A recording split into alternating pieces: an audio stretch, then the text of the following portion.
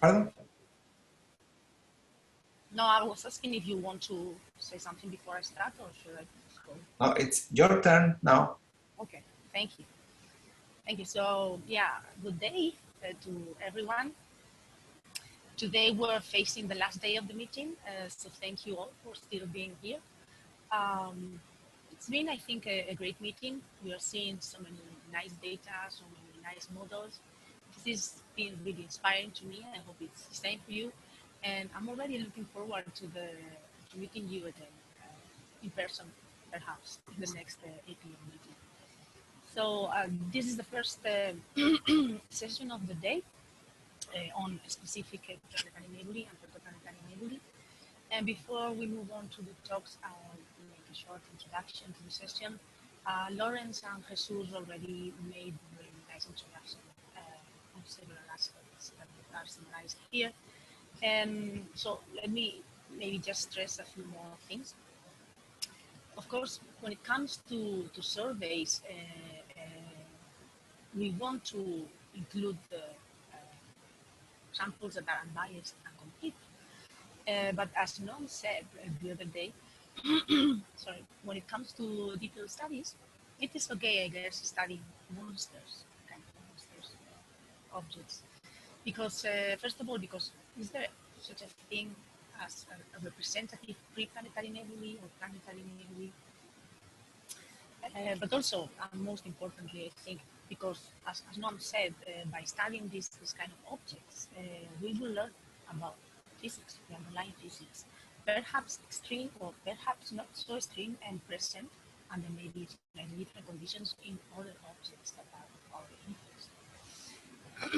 It is also very important, I think, to look at other astrophysical objects that can go through similar processes like massive stars.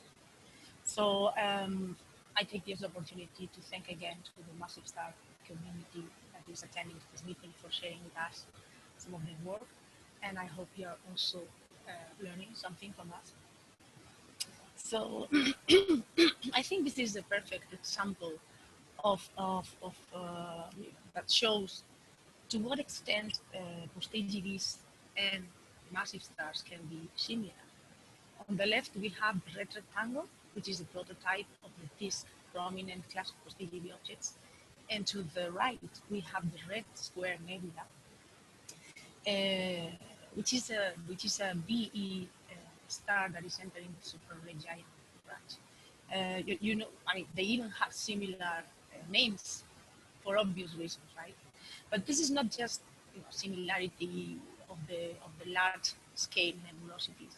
If you look at their centers, they also have similar structures, similar dynamics, similar kinematics. They both have, in this case, rotating frequent binary disk, and also winds that are being. So actually, as Joel, I think, yeah, he pointed out that these two types of objects might be going through similar processes, so we can learn about some analogies. In addition to massive stars, we can also look at young stellar objects, which also share many similarities, many properties with pre-planetary nebulae. Like they have disks, they have pressure, they launch jets, etc. So I would like, in particular, here to draw your attention to these type of objects, FUO and type objects. These are objects, young stellar objects, that go through repetitive accretion outflows events with rates of up to 10 to the minus 3 solar masses per year that last, these outbursts last about 10 to 100 years. And after these outbursts, these objects enter in a kind of dormant or quiescent state, in which the accretion disk is still steadily growing and getting more and more mass, but there is almost no accretion to the central component, so there's no jet production. So can something like this be happening in some pre-planetary nebulae or planetary nebulae? We actually proposed a similar scenario for H1.8 to explain the large-scale nebula that was for 800 years ago in southern galaxy.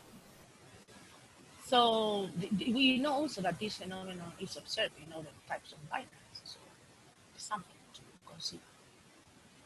What else? Of course, data versus model comparison. And Now we have multi-wavelength, high-definition views of the outflows of preplanetary nebulae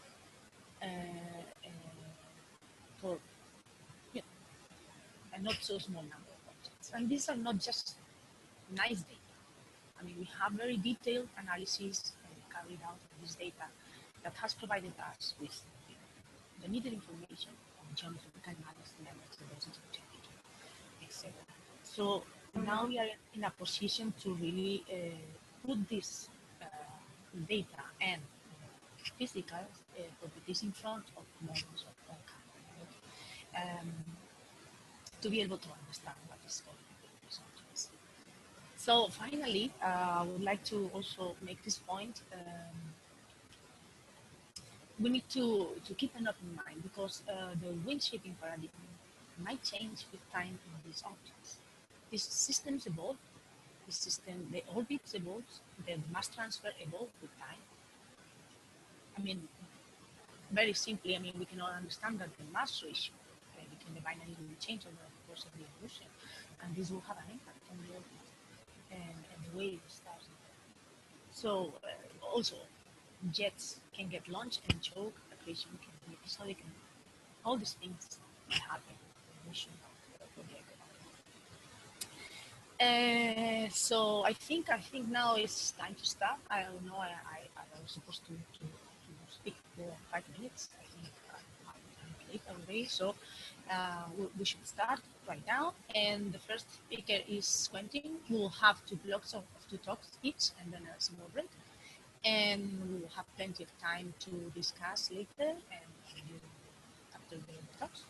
And Quentin, I think I'm going to stop sharing my screen and then you can share yours and you can start. And I'll give you a warning 2 minutes